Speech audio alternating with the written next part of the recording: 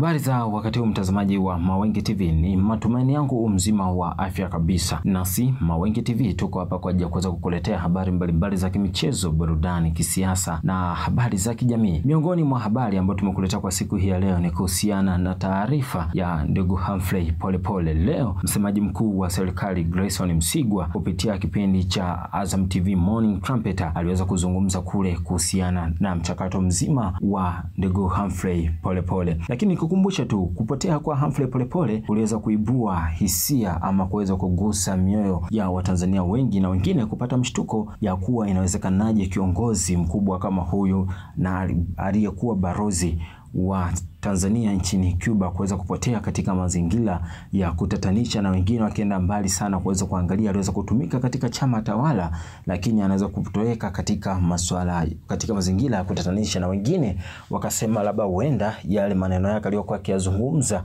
kuhusiana na serikali iliyopo madarakani, pamoja na kuwataja baadhi ya watu kwa kukosoa mchakato mzima wa chama chake cha Mapinduzi kuwa ulikiuka kanuni na taratibu. Wengi wakaanza kuhisi labda huenda hiyo ikawa ni sababu ya yeye kupotea, lakini jeshi la polisi lenyewe liliweza kusema kuwa tayari lilikuwa limekwisha kumwandikia Humphrey Polepole barua ya kuweza kufika ofisi husika kwa ajili ya kuweza kutolea maelezo yale aliyokuwa akiyatoa mtandaoni, na nina imani kila mmoja aliweza kuyasikia na kuyaona machapisho ambayo alikuwa akiyachapisha ndugu Humphrey Polepole kupitia ukurasa wake wa Facebook, na hatimaye zingine zikionekana katika akaunti za YouTube channel.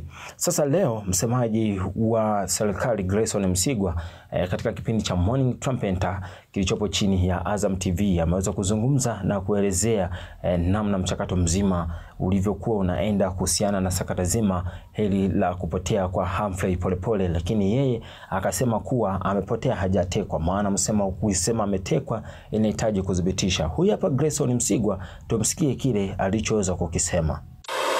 Jeshi la polisi lilishatangaza kutaka aende akatoe maelezo juu ya kauli alizokuwa akizichapisha kwenye mitandao ya kijamii na zikitoka kwenye vyombo mbalimbali. Sawa? Kwa sababu zilikuwa ni kauli nzito ambazo zinataka uthibitisho ili vyombo vya kisheria vichukue hatua. Ndio. Sawa? Hakufanya hivyo. Baadaye ikatolewa taarifa kwamba amefanyaje? Amepotea, ametekwa, amechukuliwa. Unajua ukisema moja kwa moja ametekwa ni lazima uthibitishe nani kamteka. Na nukusa za taarifa hayupo, yani ikatokea taarifa kwamba hayupo.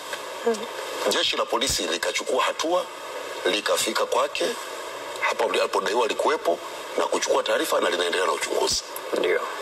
Ndio taratibu za kisheria.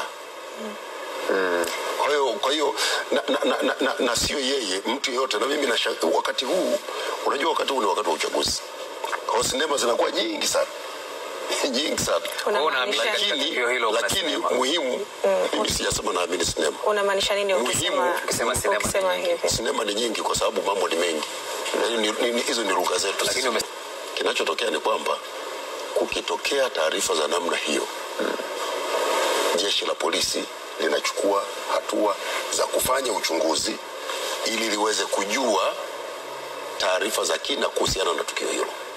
Nimesema sinema kwa sababu yako matukio mengine ukiondoa hili, ndio ambayo yalitangazwa kwamba mtu kapotea, lakini baadaye unakuja kugundua hajapotea, amejihifadhi mahali.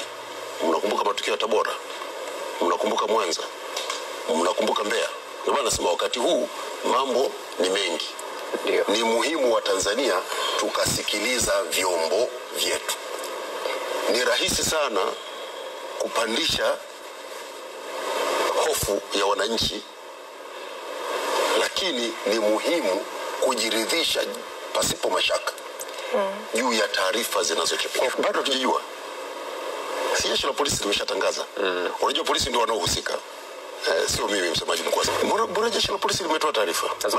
Lazima taarifa yako kwa kama msemaji mkuu wa serikali. Taarifa ya serikali. Jeshi la polisi ni chombo cha serikali.